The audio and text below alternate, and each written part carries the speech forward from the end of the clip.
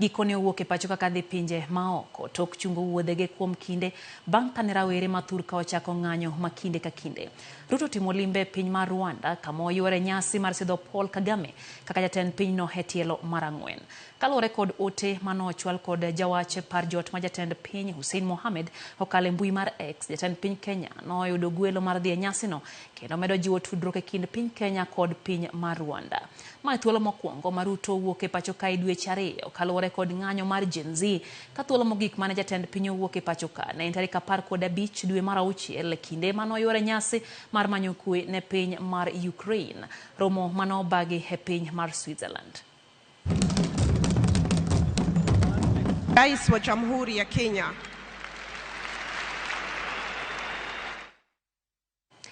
Duol marango chenro mag jofwambe pacho ka Media Council of Kenya oseobila kuom mondo jofwambe kinde magi mako weche motenre gi ng'anyo ma osebedo kadhi mbele. Jaratije mar Media Council of Kenya David Omoyo yangone jofwambo 24 osemonji gi obila e kinde ng'anyogo. Kendo duol mar IPOA okwach kich kod ogai mar obila owinjore orure mapiyo maneno ni jofwambo goyudo ratiro. Ero mano gibedo godo Naivasha malaro kewi midhiero mag jofwambo. Jofwambo go bende ochwalo ywak margi kod paro magin go ewi midhiero mar onge mar pesa e kembe mag fwambo gi keyo.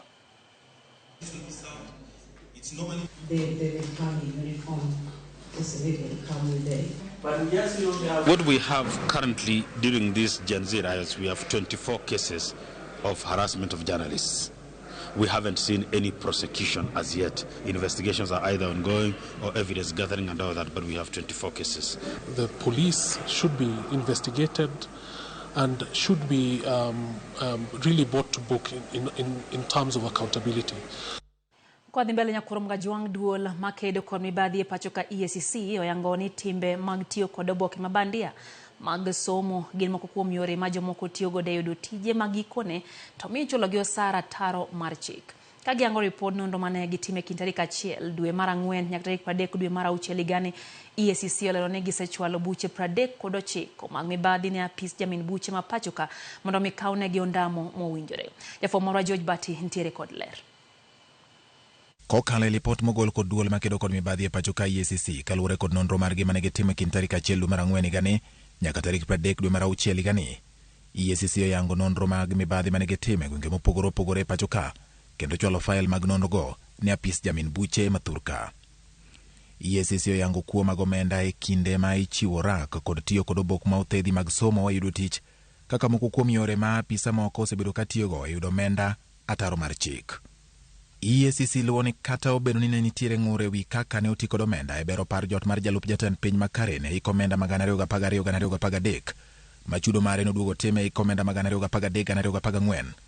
Oyangore ni onge chudo masanja manotim manyalo nyiso mibadhi kata obedo ni jal mane omiyo rak mokwongo ni ochungi kendo fain no osechwal ni apis ogai mar jomin buche mondo lore.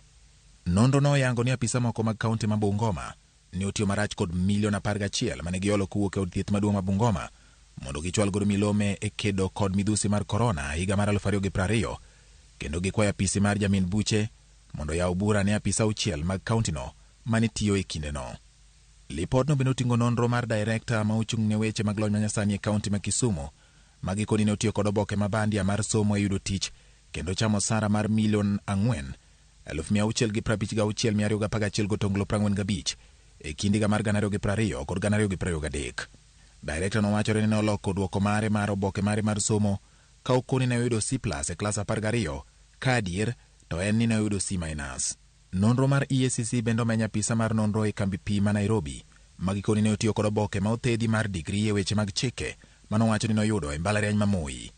Nonro no yango ni apisa no ne otiyo kod oboke mabandia kendo yudo tich ataro mar chik ka e kinde 2017-2023 ne osechamo osara mar milion 8,998,710 gotongla par ka koro idwaro mondo donjne kuom yudo mwandu e yo ma miriambo. EACC bende omenyo apisa mar obila mar okwach kich ma Kisumu ma gikoni ne dwaro mit bilia maromo siling 500,000 mondo ne owit oko nonro mane otimo ne achich moro ka achijno nosemi 200,000 kendo buche no osechwal ne apis ogai mar jomin buche mondo donjne. Kaluwore kod nonro mar duol makedo kod mibadhi e pacho ka EACC ewi weche mibadhi, fainde 39 osechwal ne apis jamin buche 29 owinjo bed ni makonegi bura e doho, 4 owinjo kawnegi ondamo moyiedhi ka 6 to ne ginyiso jamin buche ni mondo mi olor. Nyaka gie sani apis jamin buche oseyie chwalo e doho buche 2, 3 idhi kawnegi okang' moyiedhi ka 4 bende apisno oseyango ni dhi lor. EACC koni 11 ibiro med timnegi nonro ka fail 1 to giwacho ni ok nyal makne bura. Apis jamin buche bende ong'udho oko fainde moko maromo 4 mane dwani mondo chwal e doho kendo golo chik mondo timnegi nonro makare kendo kawnegi okang' mamoko moluwore kod chik ka EACC yango ni pod girito wach mowuok e apis jamin buche e wi fainde moko maromo 14 manochwalnegi. George Bati, Ramogi TV. Moko kuom jod bura mayande manyo leo mag tele duond bura mar ODM mogo badgi piny kendo singo medo bedo jokanyo mag ODM ka gisiro jok mowal ni lemo manyocha odong' nono. Jod bura ma Embakasi East Babu Owino okoni kara bed ni osekedo ne ODM kuom thuolo malach kendo aye gi lwete nono pod omiyo gai mar ODM Raila Amolo Odinga luor. To di bed ni Babu ntiere kod paro mar biro kawo para machielo e kinde mabiro nyime. Pod wantiere chama wani mae odwa, onya bedo ni ochwer, to odu kata ka chwer, tibet mane yot kanyo. Kata kang'o madhi mbele mae osebede odwa. To wabeda ni, wabeda buo baba, ene baba wa. Siche ma lemo wuok ni koripogo lemo, siche moko nitie joma siche moko nyise ni siche moko babu okber. Lakini baba taero. Gigik madhi mbele e chama wa, chama dwaro ng'ama very vibrant, manyalo tero chama mbele, manyalo riwo oganda te.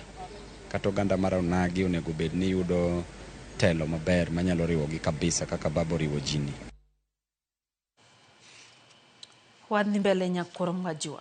Jaod bura manyatike Tomodege wacho ni jogo maduon bura mar ODM okete listi kaka jogo madhi kawo lemo mopogore mag duon bura no nyaka koro go kogno kod jokanyo kata go kogno kod jokanyo mag ODM seche ma koro moko kuom jo ODM e kaunti ya Migori wacho ni tend duon bura mar ODM osebedo kaweyogi oko e telo. Odege wacho ni moko kuom jogo ma oketi listi mondo mi okaw lemo mag telo mar ODM gin jogo magionge go kod adieri kendo ginyalo kata mana go duon bura mar ODM piny. Wach mogol kod jaod bura ne manyatike bire kinde mamoko kuom jokanyo mag duon bura mar ODM e kaunti ya Migori wacho ni gin duon bura ni osebedo mana kadwaro gi e kinde mag ng'anyo to ka ochopo seche ma ipogo lemo kata e piny owacho to gin to iwegi oko.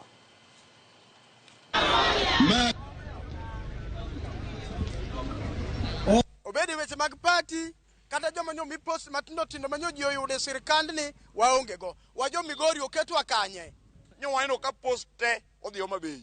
Wakono jakom Raila Amolo Odinga ni kamora mora ma entie kaka wuonwa ni kochako yudo post moro machielo to ng'iwa gi wang' moro maber kaka jo Migori nikech nyo waparo ni ka Nyombadi osekawo minister mar finance to nyo waparo ni kom party ma Nyombadi nitie cha nyo winjo dhi Kisumo kata Migori. Ochilo se chungi jakom higni duto te. Experience mar Ochila yako oyiene bedo jakom mar party mar ODM. Osebedo member mar kaka Raila wuothe kaka wuotho. Ka wa NDP wan go Chile party. Ka wa dhi LDP wan go Chile party. Loyalty ema miyo ji matunda. To makoro rach mogik ni wan lemo go te kaka jo Migori onge kamo parwa. Piny owacho kokalo kuom migawo mar arita ma pacho ka chano rieyo chenro mag tend kor gwenge ma pacho ka ma itawo gi jodong gweng' kendo keto apisno bed kaka achiel kuom bede migepe moyangi gi piny owacho. Pono ni paro ma kama okadhi kaka chik jodong gweng' ma pacho ka biro yudo osara dwe ka dwe kaluwore gi chal mar ochumi mathur kae. Omenda ma ibiro migi chakre Sh2,000 nyaka Sh7,000 ka sechegi ichan chak chiwnegi osara kochakore gi Sh2,000. E oboke mogol gi migawo mar arita ma pacho ka, piny owacho golo paro machano keto lai mar nyuando jodong gweng' e chudo mar jotije piny owacho kaka yor rido tend kor gwenge mathur ka. Kuom kinde mathoth mokadho, jodong gweng' osebedo katiyo ma onge chudo man kod lai makare kata chik mora mora matawo chenro magge. Paro makama koro geto neno ni oket chike matawo yiero mar jodong gweng', chike matawo kaka gitiyo, chudo ma ichiwonegi, chike matawo kaka inyalo chung gi tich, yore mag kum mag nyalo yudo ponone giketho chik kod chike matao kaka ginyalo wuok e apisi. Piny Kenya sani ni kod sublocations 945 kod gwenge 1,172 ka paro mar chikno geto neno ni gweng' ka gweng' obedo kod jaduong' gweng'. Paro makamano chano chiwo chudo ne jodongo go dwe ka dwe. Omenda mani kind Sh2,000 gi Sh7,000 kaluwore gi chal mar uchumi ka chudo makamano kori biro chak gi Sh2,000 pononi parono obedo chik. Kata kamano paro makama ok orwaki gi moko kuom jodong gweng' maneno ni omenda mar Sh2,000 tin kendo ok nyal romo gi tao chenrogo kata obedo ni en tich magisebedo ka gitimo maonge chudo. E sublocation makasule Kawayo Unity County ma Kisumu waromo gi Vincent Seda Ogendo ma osebedo jaduong' gweng' kuom higni 10 mokadho. To king'iye to ken duoko moromo nikech ing'eni kata kichuli 7,000 to tich mitiyo to pesano ok nyal konyi ahinya. Ten mani koro kaka village elder en ng'amo osebedo katiyo nono ko volunteer. Koro kata ka oyudo 7,000 no onyalo tiyo nikech machi chanye chuno timo nono. To mato koro en gi at least something. Seda wacho ni pononi oket yiero ma ipiemie tijni jogweng' ok biro jogo matiyo negi gi chunygi kaka gisebedo ka gitimo. Ka en kamano to jomo bedo katiyo gi onego beni gin ma mondo giti to ka koro moko koro we tich tinyalo keti jomoko kech kokel ng'ama nyien mapok ong'eyo village maber to samoro nyalo bedo gi challenge kako nyalo handle weche mag village. Owacho ni piny owacho dine oketo chenro no maket kod mano ma jochung' ne wards kata ward administrators ma ichulo malong'o gi tend counties mondo me gin bende giyudie sir manyalo konyo gi tiyo tijgi makare gino ma bende osir gi moko kuom oganda. Village administrators ka aparo ni gin gi implement mana county policies a ground to wan bende wa implement national government policies in the villages. Koro gima nitie kan mana ni gini ng'eni koro chudo margi ber mopogore gi marwa midwa miwani.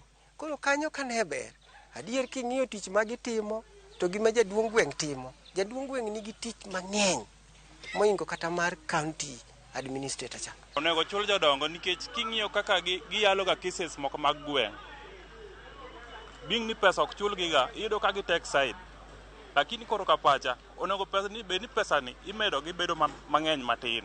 Adier ng'ato ka tiyo to onego beni chule. Mane ma dhi miyo ka ng'ato tiyo to tiyo kod ngufu kendo tiyo ka en kod adier ni gima otiyo no otiyo ni jopiny gadier. Kata kamano moko kuom oganda to wacho ni ok gine ngang' tich maduong' ma jodong gweng' timo ahinya te kor gwenge ma pod kuo matindo tindo timore kendo weche moko mag njore bende pod nenore. Wach gweng' igo ji pile gotieno ka gitino kochopo saa 1 yani osechak goji kata nyocha nogo ng'ato mana area mar kama kakae. Ponono ni paro makama okadhi kaka chik jodongo manotie kinde mokadho biro yudo chudo ka oya kuom piny owacho kendo ibiro yangi ayanga kaka jotije mag piny owacho. Dakika na paga boro bang' saa 1 midhiambo chendo enda tilero kamano kumedo kete mana Ramogi TV nanoka Frank Machonne kantie Mombasa wacho ni osechopo RATIL kendo wacho ni jatend piny osechako wuotho bang' ng'anyo mar tipo mano kwako piny Kenya. Wacho ni jatend piny koro yudo fuong'ruok kokalo kuom jakom Raila Amolo Odinga omor mokadho gi wach makamano. Pastor Collins Odindo wacho ni entiere kodwa e chenro koya county ma Nairobi mane gwenge ma Kayole. Wacho kanyo ni jodolo wetene kaka Pastor David Mutiso, Pastor Shem Daniel kaachiel kod jakom mar Lucy Ochieng sani koro giwacho ni girito conference mar Youth Community Baptist Church Kayole kageno Ramogi TV girwako rawere duto mag Gen Z mondo chopie chokruok mar rawere. Lago Brana nini kachi wacho ni interior lendo yie gi Ramogi TV kaka chopo ni yo makare wacho ni nganyo gi Richard Ogeda, Victor Otieno, Fred Muga, Joel Nyabande kod Unita Mboya mar Jumbo. Pastor Omondi Otiche mar Gemonyore to wacho kacho ni gin kanyo gi Archbishop Odhiambo Gura gi Jagoro Samuel Atongo gi Bishop gi Homolongo gi wacho ni giduto gimora ahinya gi chendo kendo gichopo hewangsa mowinjore. Ochieng' Omwaka nitie Kisumu County aneno Utika Marikae wacho ni gijaodia twech nyar gidana wacho ni ODM ji ok nyal telete kae to wacho ni gin Kisumu Kibos jotelo bed mos ni jite ok nyal bedo jotend duond bura mar ODM gibed kod horuok. Jona Pidi wacho ni Komarok weche gi lerie mokalo wacho kanyo ni omor kod duoko ma oganda jo Kenya mane piem e gwengego ma France oyudo, kendo owacho ni puoch gi pak ne oganda go e kindego ma bende koro giduogo e pacho ka ma dhi mbele gi wechego mago mamoko. Joyce Achieng wacho ni en bende sechopo chon time kachiel gi Geoffrey Owanga kantiere Mberi Public. Jakogelo Odhis wacho ni Papa Oriang Twist weche gi chopo ne yo makare kachiel gi Job Jagongo en bende entie koya Eldoret koth emo wacho ni goyo Eldoret. To kamano kuom keto Ramogi TV wa yo matin man RATIL kikidhi mabor.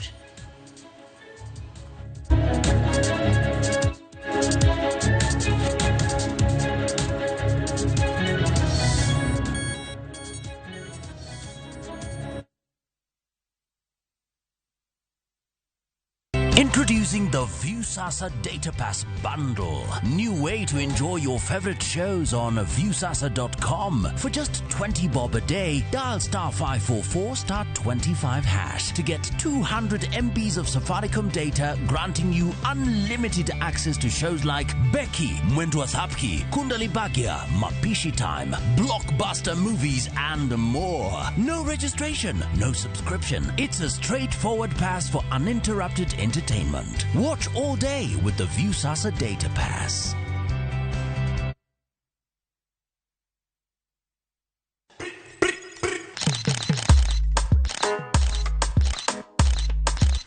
Rewind and come back again, Selector. Nostalgia is the name of the game. Join me, Anita Mbuya Damiano and Terry Mikamba every afternoon from 1 to 4 p.m.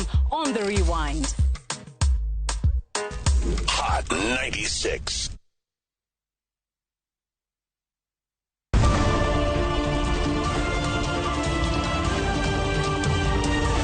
Koru torugi mage. Weche Manyien. To chuny mbaka en nyiero, ywak kod muodo lak. Matwak kod duond jopiny. Nyakora Ramogi Jong machiegni neno weche manyien. Ma en rupiny kod mbaka oromo e Ramogi TV.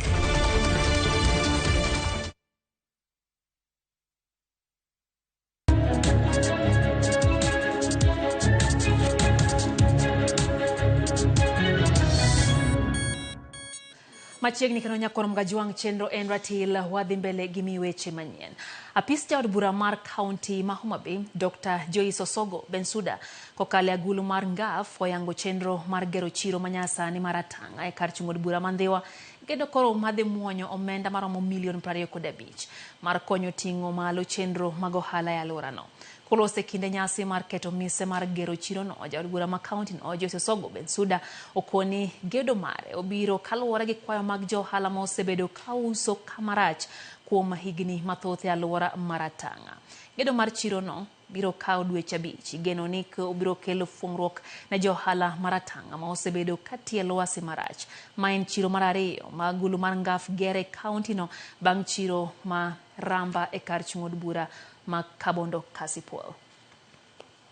Over the introduction mar groundbreaking ni empowerment of youths, empowerment of women is critical. And here was the youth Karadoma Dongo. We have funnies. I do want only empowerment of team. Then you think of my way marka. Okay, no kiki team study work. Nigga watching Magio Puna. And discipline and teach maler and okachulu construct a mabruchulo. Supply of materials. Wabuaika angeni ni chief goyo. Wabuaika ni chijo kwa niki hardware simiti. Wabuaika ni chijo manya supply musumwan. Wabuaika kupunche fast mukikero kimatafari. But they will have to do the testing. Koroko chiku nuken materials for testing. Ikeno to bedo tested to give them be approved.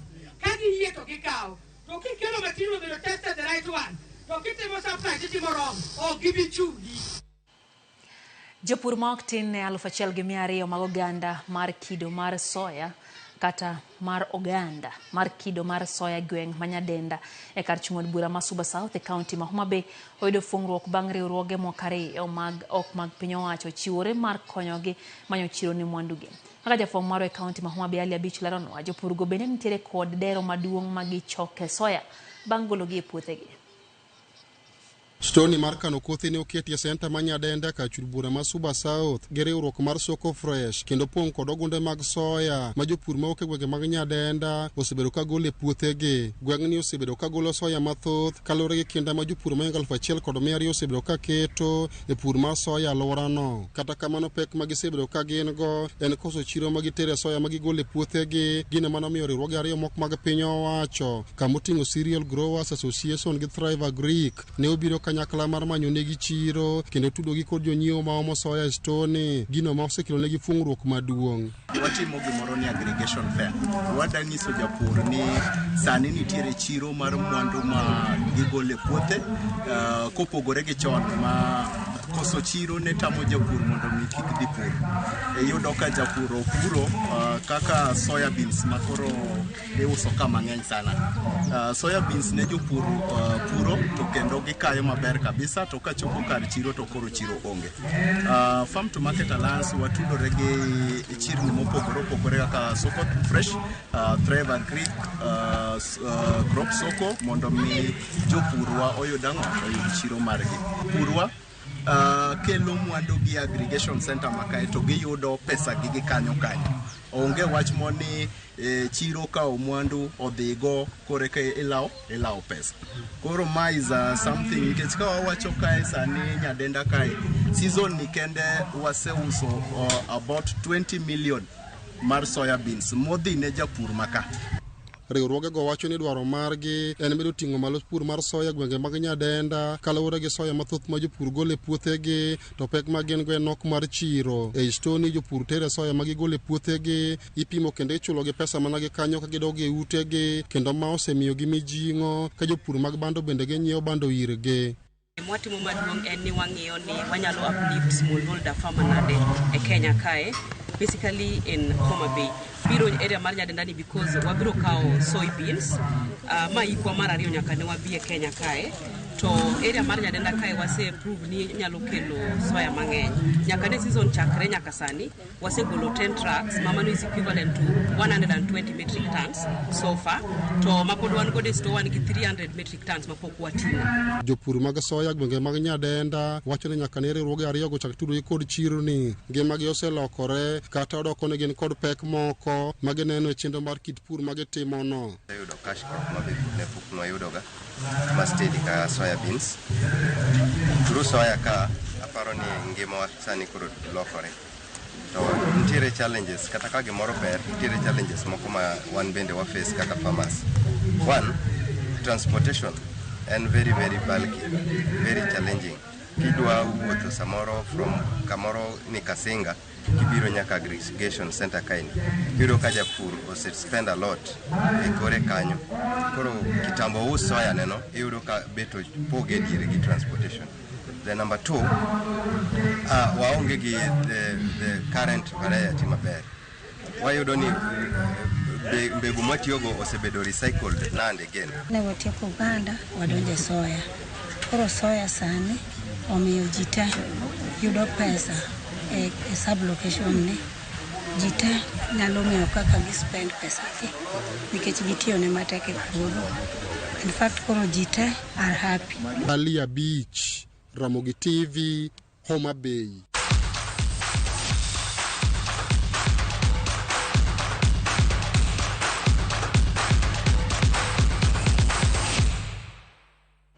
Tim maduong' mar Kenya matugo tuke mag curling chano yore tuke mag pinje duto World Mixed Championship mibiro bagi boma Aberdeen piny mar Scotland e kind tarik 9 nyaka 20 dwe mar 10 kapok gi yore tuke mag Pan Continental Championships mibiro bagi Canada kochakre tarik 27. Tim mar curling nolo midila mar bronze e tugo mag Pan Continental Olympic Qualifiers mano bagi higa mar 2022 e piny mar Canada kendo tieke thuolo mar 7 tuke mag higa 2023 nikech nok mar timo ikruok makare.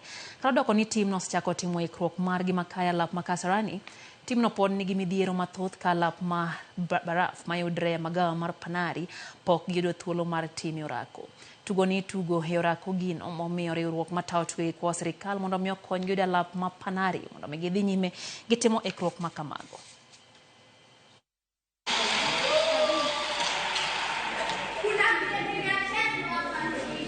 We are normally playing on the ice, so training on the floor is normally quite difficult for us because when you travel, we are expected to meet the world standards, which is playing on the ice.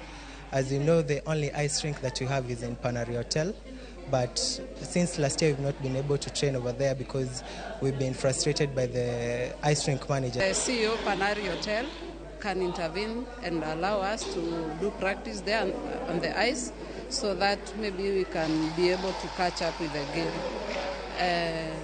We thank the government for supporting us last year.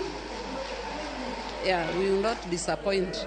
We'll try and bring a medal like we did in 2022. Right now, what we really want the government to do is to help us gain access to the ice rink.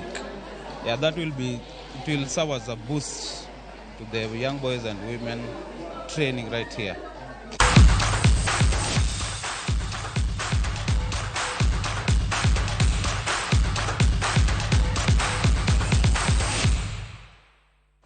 Kikanya mwatieke kijini mokwongo mar chendo mar RATIL no ka mwalimu Eunice Ochieng machoni entie GSU Drive gin kanyo gi Inspector Morino Mbaka Ramogi TV ler Nairobi kendo wacho ni omora hinya gi chendo ni mar RATIL.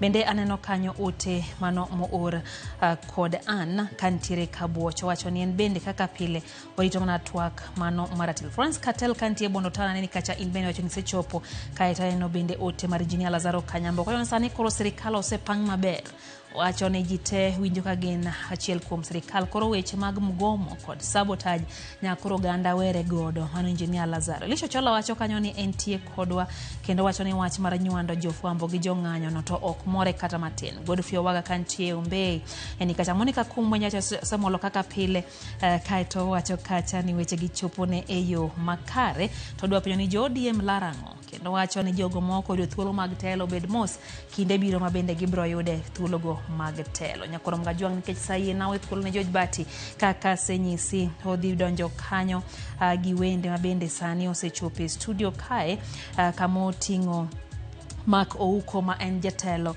duol mar jopuonjre kaachiel gi Jacob Odhiambo en okil gidhi bedo kanyo bende gi Walter Okelo ma en apisa mag weche mag Tele County ma Siaya. Gidhi ng'iyo ni to higni 2 bang' yiero maduong' mane otime pacho kae piny Kenya osego kange machal nade weche go mag telo kod dongruok en twak mitao kanyo gi George Bati. Omiyo thuolo ni George Bati osebedo kanyo gi jaloko mar Wilson Ochuka kete mana kera Ramogi TV nikech twak mar RATIL bioda kama chok bang' ma kidhi mabosha.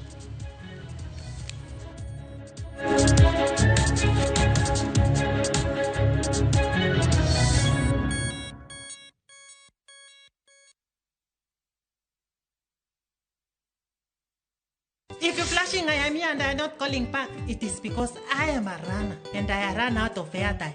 New on Viusasa, Jalis Lekong. Due to public command, I come to real life now. A marathoner who can run through your ribs with his humorous lines. Even when I met my wife for the first time, I ran out of words, I ran out of breath, then I ran crazy for her. Now I jump into conclusions. Enjoy these hilarious and entertaining stories of Jalis Lekong. Exclusively on Viusasa. Thank you very much. Karibu tena, asante sana.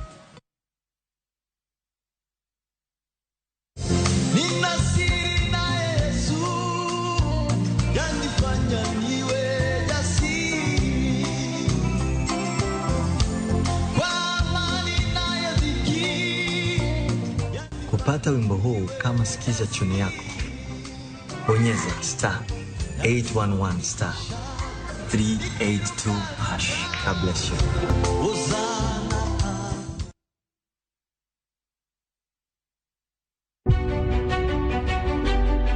Chakre kinde mosekalo nyaka e chuny ngima ma pile ka pile. Tiprosa dawa iwacho neria marach kendi dwa hewe kendi riambo moingo dawi. Wuoth kodwa sama wanono sigendni mabeyo mag gwengewa.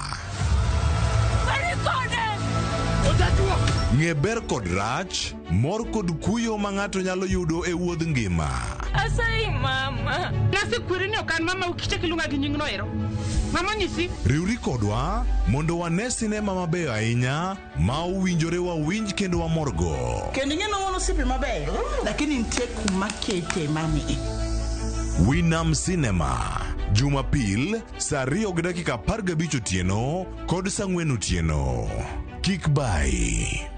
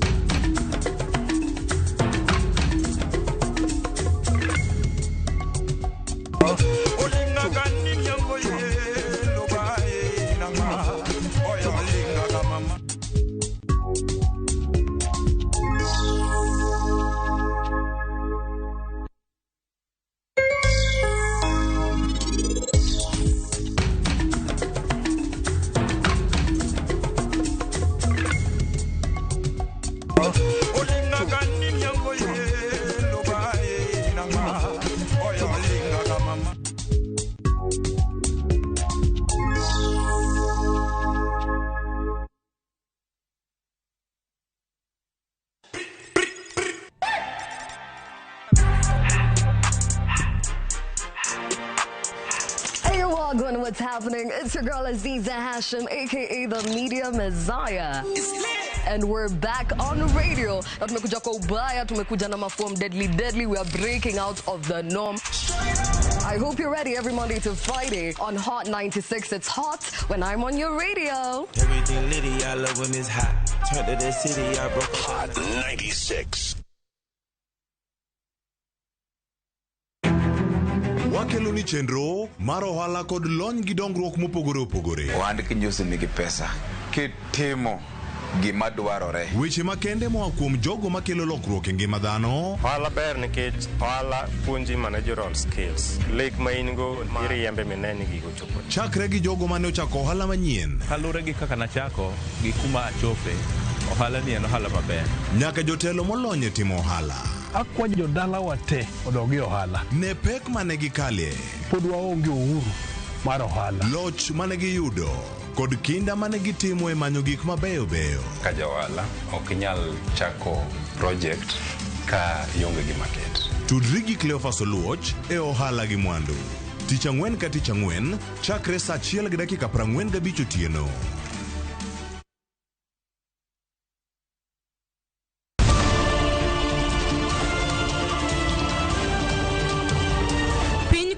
To rugi mage. Weche manyien. To chuny mbaka en nyiero, ywak kod muodo lak. Matwak kod duond jopiny. Nyakora Ramogi Jong machiegni neno weche manyien. Ma en rupiny kod mbaka oromo e Ramogi TV.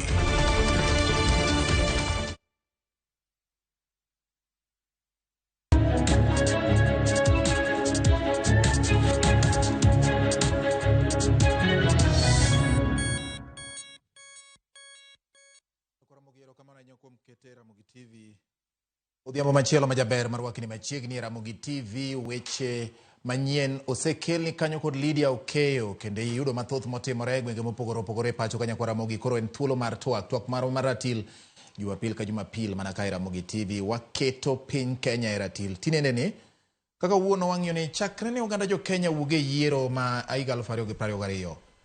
Ang'ogi ni maber mosetimore, mage maricho mosetimore. Bed ni en e piny owacho mamalo kata piny owacho mag counties. Waketo higni 2 mag Kenya bang' yiero e RATIL odhiambo ma kawuono. An kod yawuot Lunya Ramogi ma bende wabedo kod RATIL ka gin ji adek kuom thuolo mokwongo. Kendo amor ahinya kodgi ka giyudo thuolo mar biro mondo wago kodgi mbaka. Waketo ne higni 2 mag Kenya bang' yiero e RATIL. Antiere ka kod Mark Ouko ma bende en apisa e duol mar jopuonjre kendo achiel kuom yawa mayudo tiegruok e weche mag telo mag pinje Afrika e piny Afrika ma milambo machiegni ahinya Mark. Agoero kamano. Erokamano ahinya Maka. Kaso bathe kan gi wakili Jacob Odhiambo mabende osebiro ratil ka e kinde mokalo. Aparo ni e kinde mag yiero emane wabede ratil tok yiero matin. Nyiso ne kidwuok ka sani to koro wang'iyo higni 2 gima no ineno sama ne timo campaign nyaka sani machiegni nya Jacob.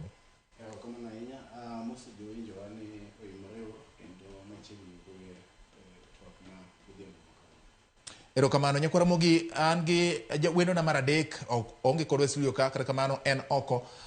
To wadani mondo watudre kode en achiel kachiel yor lony manyasani entiere e county ma Siaya, Chief Officer Honorable Walter Okelo. Machiegni ahinya ratil Chief kendo kawe thuolo ni mar fwayni nyakwara Moga Jwang ka wachako twak mar ratil. Waketo piny Kenya e ratil higni 2 bang' yiero machiegni.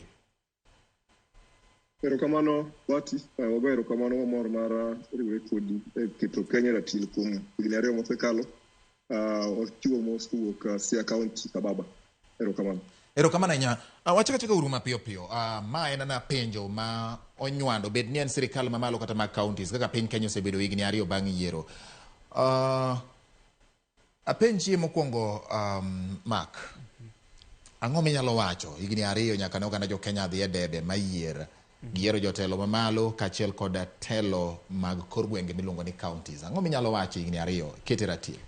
Higni 2 mokadho gi anya wacho mokwongo kachako gi sirikal mamalo cha gik ma richo mosetimore e pinyni oingo becho mosetimore kata muneno weche kaka rowere ne wawuok to molo iwacho ni e kisungu nitie gimoro iluongo ni tipping point. Finance bill ni ema ne tipping point mar wawuok ni koro weche maricho ma osebedo ka timre e pinyni koro chopo giko ne koro wadwa mana ng'ok koro.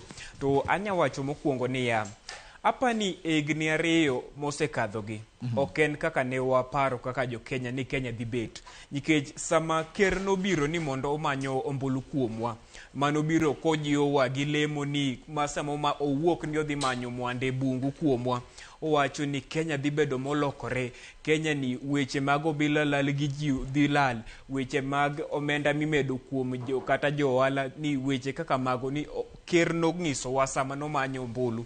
To sama no chope telo higni 2 mosekadho gi nen weche ma koro ogajore ahinya gi kuom lemo ne chamano kaka nodwa donje telo. Ema nineno koro ema ka weche omenda 2 mosekadho gi finance bill ma 2023 gi finance bill 2024 higni 2 gi ema wasewinje kok ahinya chakre Kenya no chako independence. Ema wasewinje kok ahinya weche mag obila lal gi ji ka jatelo kere mane owacho ni ji ok bolal go kod donje telo, to ko en odonje telo en mana wach moro kendo.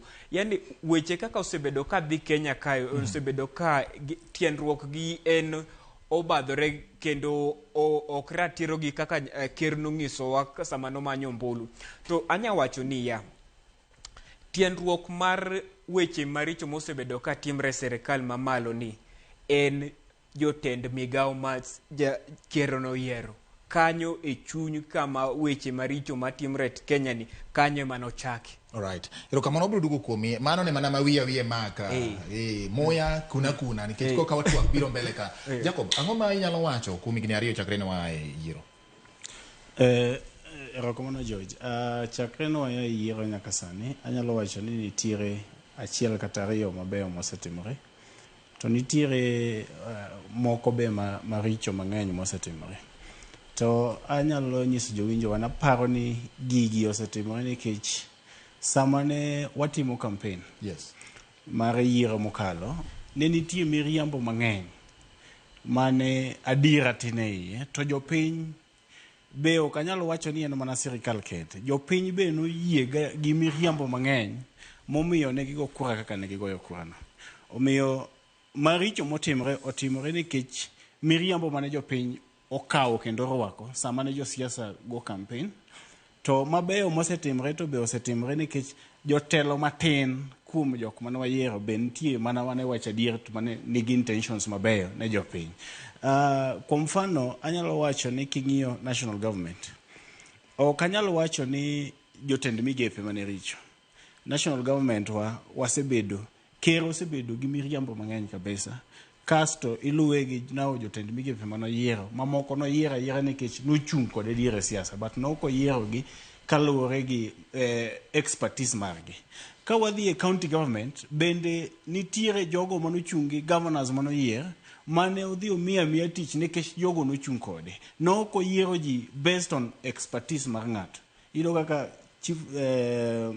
chief officers, iyudo kaka directors mag departments mopogore opogore. Ikawo ko ng'ato nodong kaka MCA, atiyo gi mfano mar county na, ng'ato nodong kaka MCA mane tie sirkal mokalo. Koro nikech nodong yiero nowe oko, okawe okete kwa mfano a department mar reinforcement officers, ene director kanyo. Tido ko kia anything to do with security. Onge expertise department. Koro yudo ka kuonde mokete jok machalo kamagi bedo gi rem kata expectation mag jopiny ok chop kare nikech jok moket kuonde gi onge gi expertise mar timo tije momigio.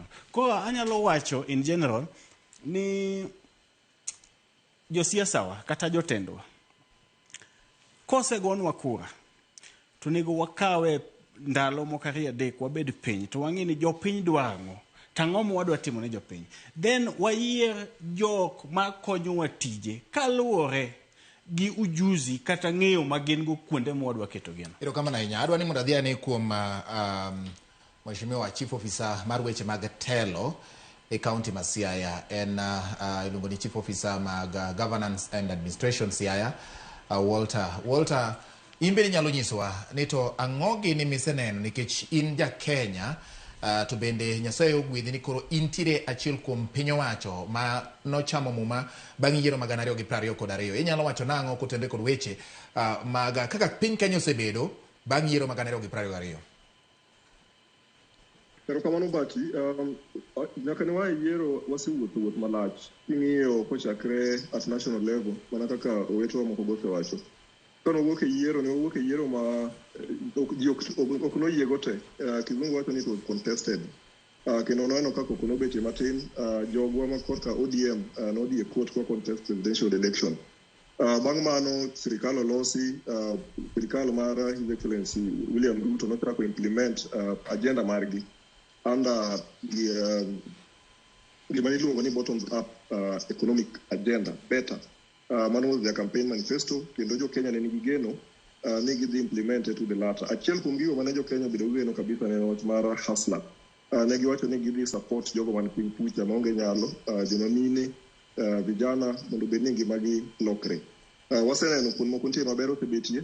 Achiel kuom gigo ma waseneno ma sirikal samoro bet osetemo mobede gi some positive score en wach mar gimiluongo ni last mile connectivity. Waseneno ka sirikal temo mondo umeme kata power kata stima ichop kuond mopogore opogore. Kendo waneno ka ne paro bende obetie maber ka gikelo gimiluongo ni county aggregation park kata KAIP. Kineno almost county wate sirikal mamalo notemo mondo kete aggregation parks gi. Intention mar aggregation parks ne ni mondo bed ni wanyalo bedo gi processing mag commodities mopogore opogore mondo vijana oyud tich, obed ni nitie value addition mondo ngima mondo bed bende makare. Kendo nyocha waneno ka sirikal otemo timo sinani etemo keto gik miluongo ni ICT hub.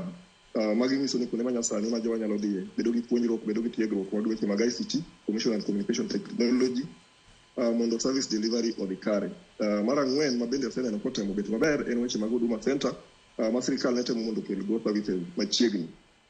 To koweyo mago, gino maduong' ma japiny osebedo ka ng'iyo kuom higni 2 mokalo gi, ma kata bende nosekelo chien kanyo, ne en wach mar gimiluongo ni cost of living. Pek mar ngima osebedo ka chalo nadi kuom higni 2 mosekalo gi. Anyalo wacho ni sirikal notemo ka weche mag agriculture, at some point noneno ka sirikal wacho ni spend pesa e weche mag fertilizer, weche mag subsidy, weche mag certified seeds. En mana ni kwang'iyo koro e ground koro koni, ineno ka effect mar agriculture intervention from national level samoro ne pok obedo malo ahinya. Wang'eyo capacity mar productivity mar Kenya. Wan gi capacity mwanyalo golo kata mano oduma manyalo feed Kenya te nyaka kata jirendewa. To en gima pok obedo maximize. Koro pani pod nitie opportunity mang'eny ma wanyalo dhigo mbele. Achiel kuom gik mosetimre kuom higni 2 ma an kaka ng'ama interact gi vijana manyaka wawachi chon sani en wach mar education, access to weche mag somo. Kane sirikal nyodonjo, nineno ka nyithi university ne chulo siling 16,000 ema ne tuition fee. kawuono 2 years down the line gino semedre ma kawuono koro ichajo nyithindo 52,000 siling alufu 52. Mae miyo cost for access to somo bedo matek, to wang'eyo ni somo en gino manyalo riwo ng'atno mani piny gi ng'at mani malo mondo obed e level achiel mondo ngima gi olokre. Kwang'iyo kaka twak osebet kata wuoth osebet korka county, kachiwo gi example mar county wa Siaya, waseneno lokruok maber kendo waseneno okang' mopogore opogore, sana sana weche mag gik migero ma physical. Pien kucha kane county development ochakre, nitimo project matindo tindo, opening of roads, gik makamago. To sani kata kuom higni 2 mosekalo gi Siaya kae wakuongo neno ka ogonwa lam nderni 3 in the last 2 financial years mosekalo. Kidonjo Siaya town ka wan gi ndara mowuok kamoro ni Siaya township makalo to Kababa Dira Bangu, ogo lam. Mangiso ni access obedo mayot ne jopiny kanyo. Kidhi Ugunja nitie tamaking madhi mbele around the market. Kidhi Yala bende kamano. Kidhi sector mar health bende nitie maendeleo mang'eny. Kibiro referral hospital Siaya, sani wan gi modern theatre complex ma is at 95% completion. Kidhi sector mar agriculture, nitie bende project maduong' machalo miluongo ni Siriwo milling plant ma support jopur mondo lokruok obedi. Koro in terms of counties to nitie visible and tangible projects mwaseneno over the last 2 years, and mwan gi geno ni ka wamedo dhi mbele kamano to nyalo medo kelo lokruok makare. Erokamano nya Walter kuom ler magamano. Winjo ka nitiere wach mabende mulka ma paro ni joma ng'eny osebedo ka goyo mbaka. Achiel kuom gin weche mag somo. Weche mag somo bende nitiere thuoke moro motere sirikal mamwalo, mano kowuok e ECDs gi tertiary institutions, mago mag technical and vocational training institutions. Kasto weche mag somo mag primary, weche mag somo mag secondary kachiel kod weche mag somo mag mbalariany pod itiere piny owacho mamalo. Ang'o minyalo wacho Mark, nikech ka in kaka japuonjre bende gima iwinjo ka Walter okelo wacho kotene gi weche mag somo, wacho ni access weche mag somo osebedo samoro gi pek. In kaka ng'ama nitiere Kenya kwa ng'iyo higni 2 gi, ang'o ma iparo ni winjo bed ni timo maber ka samoro ma ok notimore? Agwero komano kuom penjono e weche mag somo mokwongo apani there is a huge disconnect between joma loso chike mag somo gi joma somo, kata nini joma loso chike gi jonyuol ma tero nyithindo gi skul. Mokwongo ka wachako gi wach mosekelo liet ahinya, ma kata ne wantie bura moro e ndalo 2 mokadho, wach new funding model ni. King'iyo new funding model ni in terms of principle, en gima ber, en gima nya konyo nyithindo ma iluongo na dala ma ok nya tero gi skul ahinya, lakini gima duong' ma chando ji ahinya ni implementation ni.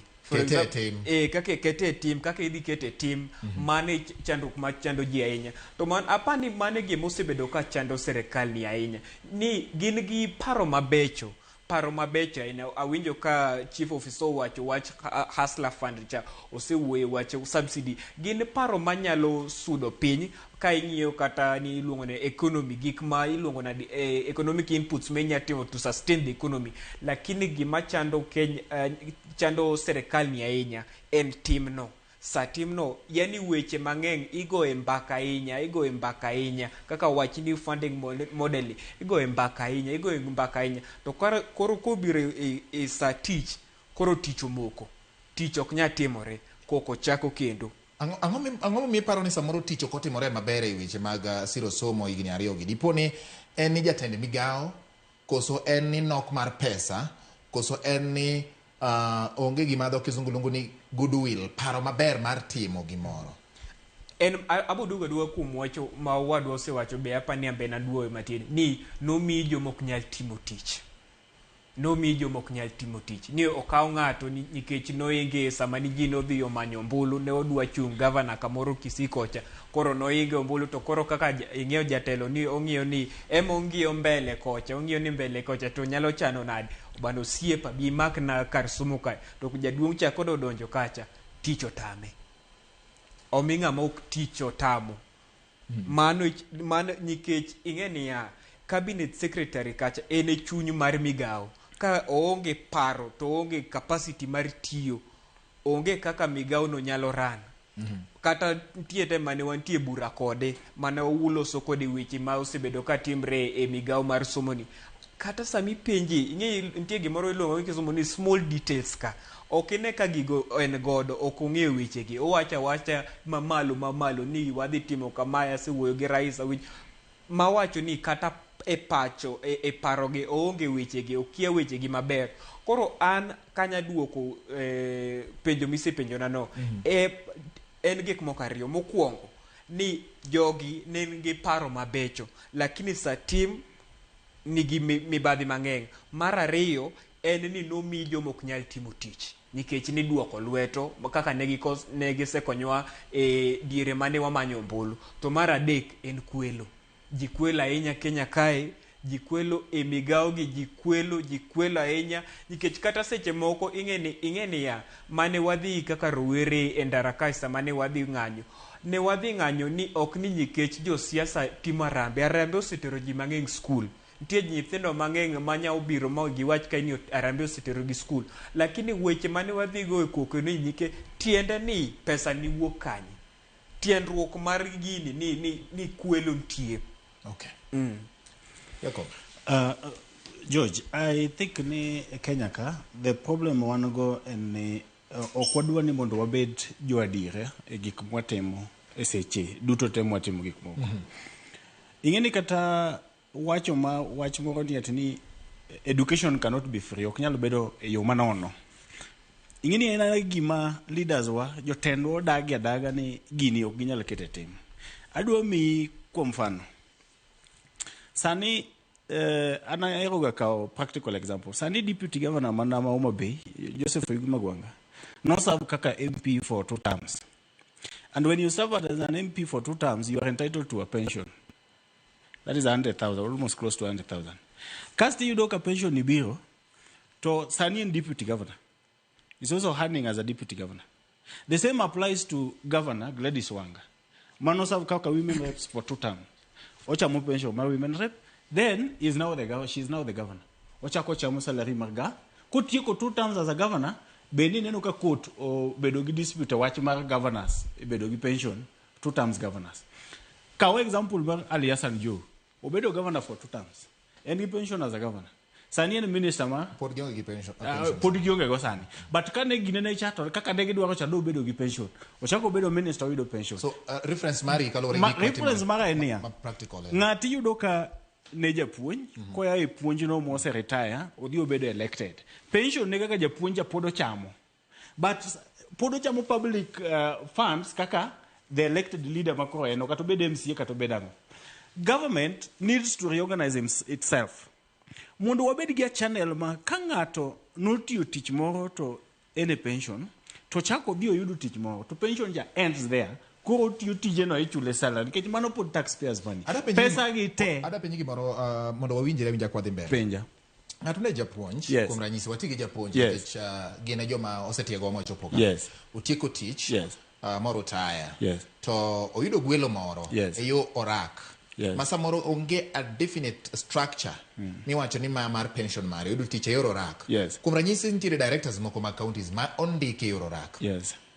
utiyo ka iparo ni ok ma en tich makata ka chieng' moro tiyo kata tam sa 2 higni 10 to samoro ok onyayude pension machiel kachiel nikech it is a contract yes. iparo ni en gima ber mondo chung pension ne chakoro chal ka gima koro oweyo higni 30 40 manotiyo kata 25 kata 30 manotiyogo mondo koro orit kama oserumo to koro wachne ong'ade gi kanyo mane gimitemo wachgo sitemo lero nang'o yes if somebody ji onego choose kidwa ni mondo chako mi tich to you have to forgo pension mondo obed redirected to something else manyalo gero pain mondo ini cham salary minene dwaro because if you are comfortable gi pension to nego beni kuri beda dala and a young person gets the opportunity because in number one the problem where we are dealing with here is unemployment.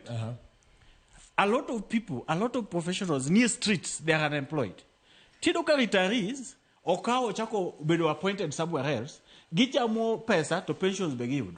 And then the government says, and stakeholders watching here, waonge enough funds, mwanya look at education, free. Education can be free, but wanyisi. Inano MPs nigi NGCDF, bursary funds. Yes. Governors nigi county bursary funds. Yes. President nigi bursary funds. Pesa gi teko bedo collapse into one kitty. To watch niko secondary school bed free, university school obed free, to pesa ge te obed funded, obed sent direct to these institutions. Angoma mono education bed free. Okay. Why burden the parents, are already burdened, mabe chulo tax, so tax give are expensive. Some of these parents are jobless. Ko gima walak as a country, and just proper and sensible leadership. If we can have leaders manyalo keto the interest, manaka ko wadu wacho ni jomoko iyiero to gin gima giparo kaka ginyalo bedo multi-billionaires within the 5 years. Mondo ka chopo at the end of 5 years, gichak fund a presidential candidate kata a governor candidate, mondo ka governor no chako win. Okay. To gichak ochako appoint gikendo gichak gidhi kwal. But waunge servant leadership. Okay. Servant leadership in the sense that ineno kata agencies samane wawuok oko. Ne wawacho niya, President in nyaka nyichel nino chake no kwa ne niki wuok idhi kata mana sympathize ionge empathy ne joko mane piyuero nyaka Raila no wuok ko dhi mukuru kwa jenga President no dhi nyaka Madare no dhi Madare chieng mane Raila wuok ko dhi mukuru kwa jenga Raila gini pug chiemo mukuru kwa jenga okay chieng ma President bu afternoon ne mu wuok ko dhi Madare nyiso niya de Raila gini the ODM team and the rest we dhi mukuru kwa jenga kacha pugu chiemo ka embe do bede comfort zone ubeda status kacha piyura ji statements emichiwo there's nothing leadership and there you become a servant ibedo ngama interest mara jo pinye mumiyo in kanyo ka shida omakobati to ane mane bati ogona kura monda represent kata monda bed jatende to nego benare ingangiyo to shida momakobati ere kaka wanyalo konye owuoge shida okay. But mane gima leadership wasani walak as a country okay. But I hope Nikoro with the national dialogue after the JNC Mandamano, with the national dialogue that is being talked about, and with some of the opposition leaders being appointed into government, what they know, a sense of leadership, the new cabinet, mano bed appointed. Mano brongio igni adek bangen nikech koro en gimo chakore kawuono en tarik 11 dwe mar aboro gana 2024 nyiso ni wase gongdamo dalariyo bang' jo Kenya ne gombo 2022 wadhi anir chief officer gimomiyo adhi ir chief officer ni mondo nikech en gilonye weche mag governance kachiel kod administration mowacho ni en apisa mochung' ne weche mag telo e gwenge mag Siaya to ma bende onyalo ng'iyo godo counties mamoko bende onyalo nyiso ni to pek mage mosebedo ne counties nyaka ne yiero timre nikech kata mana jotelo mantiere counties ok mana Siaya kende Walter inyalo nyiso kata mana counties mamoko bende nikech samoro timo rombe to winjo ywak ma samoro governors bedo gore kinde magine rombe magi ang'o pek mage ma samoro counties osewacho ni mae gi mosemonowa go ndamo to samoro yot mage magin bende gisewacho ni ka to koro wasebedo kwa yude yot mondo wang'e ni to gik mosetimore chigni higni 2 dweche 24 nyaka ne oganda jo Kenya wuoge debe yot mage pek mage e weche mag tayo counties maturka erokamano bati kapok adhi penjo mogik no dahera chiwe donda matin e wach mar education model mar fund ma owadwa wacho kanyono anapani gima kelo shida kata challenge maduong' momiyo implementation bedo matek en ni sirikal thothne osebedo katimo policy interventions moko ma ok nigi public participation moromo iyudo ni the sector mabedo affected ok bed involved sama policy no bedo designed kata mana wach mar somo ma wacho ma affect nyithi university kendo en gima omako comrades mang'eny en policy new model mar funding okele but ok notim adequate public participation core implementation mare bedo challenge kendo ji mang'eny yudo pek to mano bende waseneno ka apply sectors mopogore opogore noneno ka government obiro gi wach mar transiting from NHIF to SHIF in terms of health policy ma waneno ka quote obiro ma onalify mano kendo wachak waneno ka national government obiro gi intervention mar housing levy protests obetie and even the courts nullified so hapana achiel kuom challenges maduong' mosebedo en lack of adequate public participation kuom lokruok mag chike kata paro ma sirikal bedogo manyalo support intervention kuom mopogore opogore kuom higni 2 mosekalo. Kwang'iyo yot kata pek mosebedo kod county achiel kuom obvious challenges en wach mar timely release mar gimiluongo ni exchequer. Pesa mawuok e national government kabiro e counties osebedo kabiro kidam ok obi e yo moro ma counties nyalo plan go maber obiro samoro molewo to samo biro molewo no lokruok betie samoro jotich mar county chulo molewo samoro projects mag development monego bedie completion time budo kabisa. Koro jopiny samoro ok ne ber mar projects go to gin gik ma chamo pesa. Achiel kuom issues manyocha our young people, Gen Z, or the next street, en wach mar gimiluongo ni accountability mar resources. Resources bende itiyogo kaka onego winjre. To samoro ka projects olewo ahinya, to accountability mar utilization of resources of projects bedo matin. Kendo ng'ikruok moro mantie en wach mar unemployment. Mana kaka colleague nawacho kanyo, youth unemployment is still, sani it's about 40%, more than 40% mag vijana ma Kenya onge tich kendo onge kuma gidhiye. Sama gionge tich no, en pressure kum county, en pressure kum national government, en pressure kum entire establishment mar governance. So counties were also bedo gi shida in terms of ng'iyo ni opportunities adi mantie. To sama counties temo kata employ no, nitie gimiluongo bende ni wage bill and balance, nitie threshold. Chik dwaro ni kik bed ni wage bill mar county government okadho 35%, ata malo 35. To kaluwore gi pressure mantie, jogwa duto mo graduate, jogwa duto mo tiegruok, gi expect ni mondo giyud tich kendo giyud thuolo mar tiyo e systems mag county. So pressure mar the youth unemployment en gima chando counties mang'eny. Kaka inyalo yudo ni one of the first things mane this current administration otimo ni jok mane puonje ECD yo mar contract to permanent and pensionable. Mondo bende gin lwasi maber, ginyalo yudo cover, ginyalo plan, ginyalo yudo kata mana pension bende at the end of their term. Mondo bende services makoro gi offer ne nyithindo ma gipuonje ECD obed is better. Again, in the health sector, Governor Masiana no kondiko over 160 health workers immediately manodonjo. One, as a source of creating employment for Jowago, but also filling the gaps mag service delivery in terms of capacity. To gimaduong' maseneno batiko bete sana sana county worker en ni ntie visible infrastructural projects. Samitimo project madongo gi kuondego ntiere opportunities mag ndiko ji. So there is job creation, but at the same time, gin project mabende konyo facilitate production kendo facilitate jopiny mondo bende nyalo move from one place to another. An gima pani county, the country sani nyalo timo, and we are happy gi changes manyocho bechegi. Kaponi our national government can deliberately support devolution and deepen devolution, because devolution tignigi jopiny, it is easy to access MCS offices, access county government offices, mondo engagement obed mayot. So in terms of availing resources in time, in terms of increasing what comes down, mondo beni projects itieko in time and they are done for the benefit of the Kenya. Erokamano nya Walter.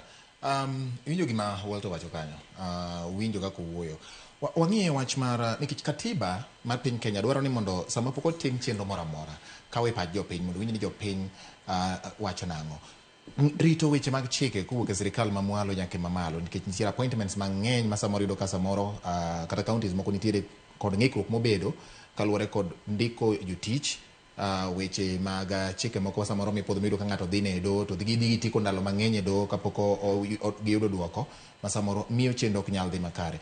Weche mag luwruok gi chike piny owacho bed ni gin mag county kata mamalo setimo nade mar neno ni weche ma ondike katiba otiyo mar konyogi yudo yote tayo chenro magi. Achako di Jacob. Ingeni George, all these levels, the two levels of government, niga gi legal advisors. County governments nigi county attorney. The national government nigi AG, the attorney general. Tidoga ka samoro jotelo mochungne ka levels mag government gi weyo gi koso ga luwo advice momigi gi the legal experts, majorly in terms of public participation. Idoka a lot of projects samoro jatelo ringo to the launch project and project osechakore, public participation onge manotima proper kaka wadwa wachono. Idoka kata policy framework mar implementation mar the same project okotimre yo makare kaka aslafan ne onge aslafan ngilo fail nikech ne onge policy framework mane obedo anchored into the law mane nyalo facilitate a proper disbursement and maybe even dini management mar that aslafan mane momiyo aslafan onge effect ma jo piny feel kata gimo o improve kata konyo go jo piny. But ka leaders wanyalo allow proper public participation and, the right legal advice and taking those legal advice and following them. Kata some of these cases miti rekoti some of you implement something tongatoringo the court and due to lack of public participation or consideration of proper legal advice, court dina lefa igino ko chalga gima timo chate or the other ways. Niti kata lot of projects ma court no se chungo ma pes jo pe no de no kamano nikech once court nalefa igimo okinyal dhi mbele gi gima court sedai. Koro yudo ka pesa mo se tigo kacha eno se dia no kamano. And then gima kuri duogo ir jopiny inyiso jopiny niya ning'eni kote mano tamore gima nwatimo kacha koro pesa cholalala kamano. So what our leaders need to do, or government in place, walure uru gi chike to kendo watimuru proper public participation mondo gimoro ma mwatimo otimre e yo makare kendo kik wabed gi court battles mamiyo slow development chien. Mogike mana kaluwore kaka wadwa wacho aparo ni counties wa sane anyalo wacho kaluwore gi kaka nwaya yier counties wa osetemo Homa Bay ing'eyo kuma ne wantie sane koro at least governor wa osetemo makoro wan kamoro. We've seen 1 to 3 things ma positive ma governor osetemo. National government be aparo ni nitiere achiel kata ariyo mosetimore, but en mana ne problem bebedo en duplication of duties. Kichido ka koro, for example, agriculture should be devolved as per the constitution, but the major part of it put done the national government. Put national government take major role to agriculture to is devolved, a devolved function. Right. The same too, even health. Health thing should be a devolved function.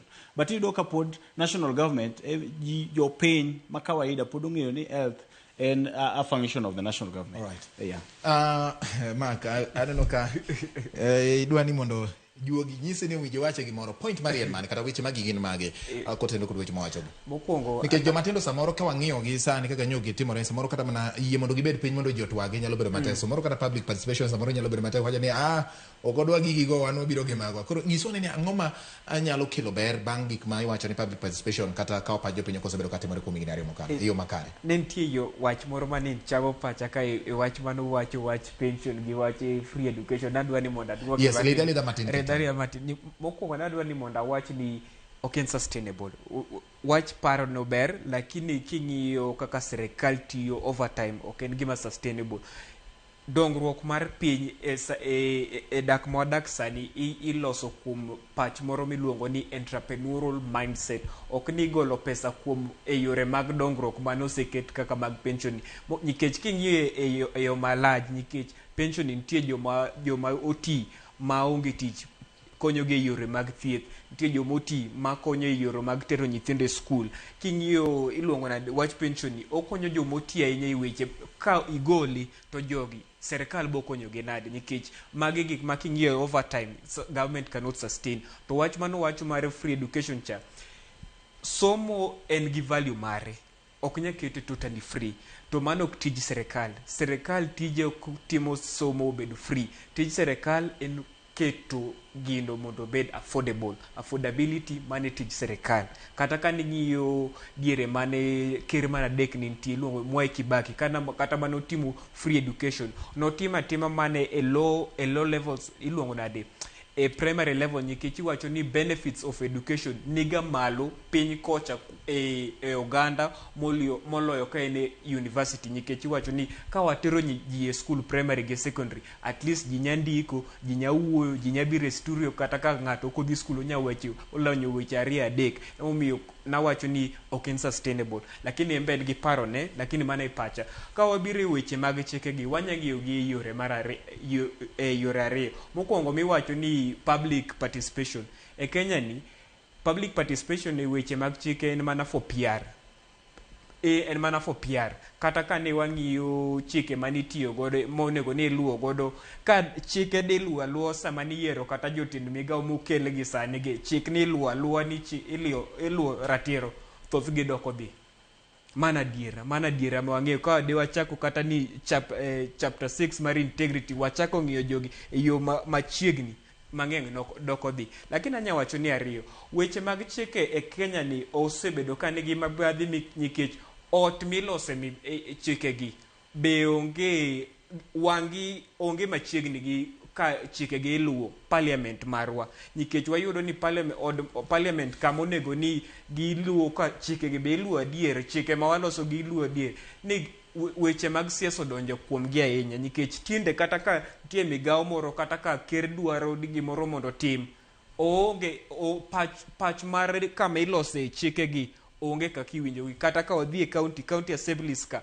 monego ni mako governors gi ni chikni boluwo en mana siasa kaka party owacho kata kaka ker owacho kera jatend gimoro owacho to mar ariyo kanya wachno ni wach chikni jotendwa ok lu nikech gineno ni jopiny be ok odich gi chik kata king'iyo chike mayot ahinya kaka traffic laws monego ni ji luwo ji ok odich godo koro jotend piny be ng'iyo ni ka jopiny be ok odich ahinya gi chike kata matindo gi wambe wanya timo kaka wadwaro. Alright.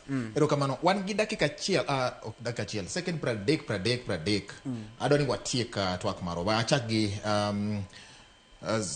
chief officer mondo omiwa mana wachne kowuok Siaya mondo onyiswa ni en owuon ang'o moparo ni nyalo tim kata ote mane ma en godo achiel kachiel ne oganda jo Kenya e kinde ma koro wadonjo chako higa mar 3 bang' yiero ma 2022. Chief Officer Walter inyalo nyiswa ni in gi pachi e second pradek ang'o miparo ni owinjo bed ni timo mondo oganda jo Kenya obed gi geno ni ngima nyalo bedo mayot lokruok nyalo betie.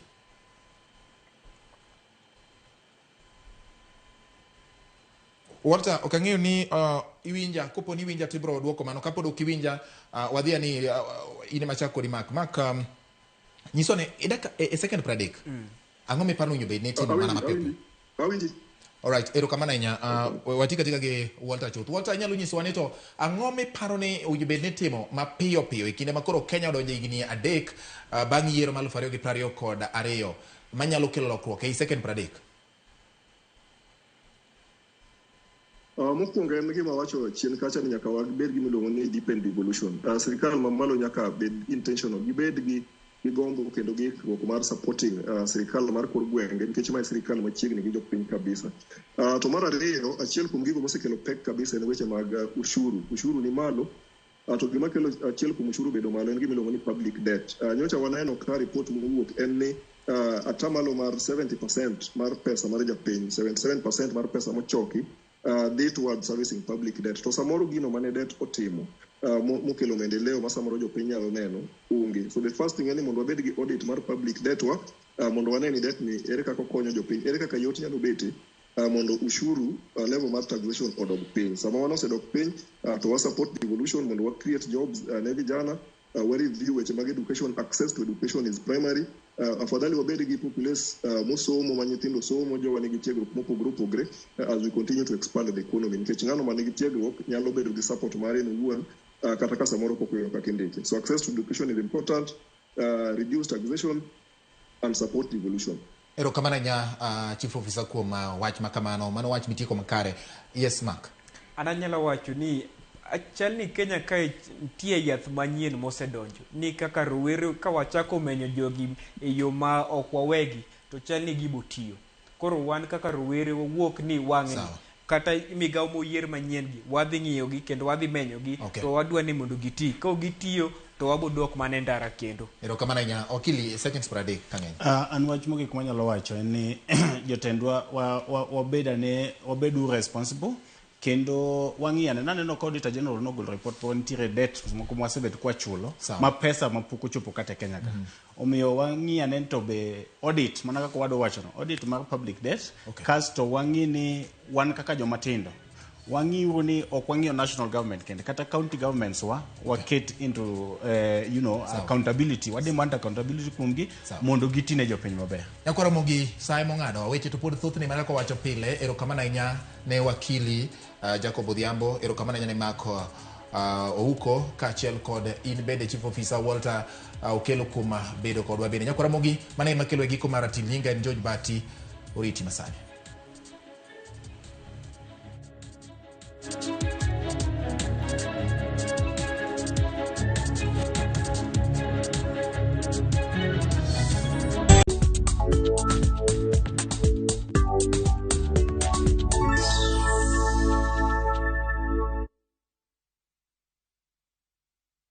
Have you made plans for the August school holidays yet? Look no further. View Travel has you covered with amazing travel discounts to exotic international destinations. Escape to the beautiful Cape Town for a 5-day trip from $674. Ride up the Table Mountain in a cable car, enjoy wine tasting activities, and marvel at the beauty of the city. Step into the beauty of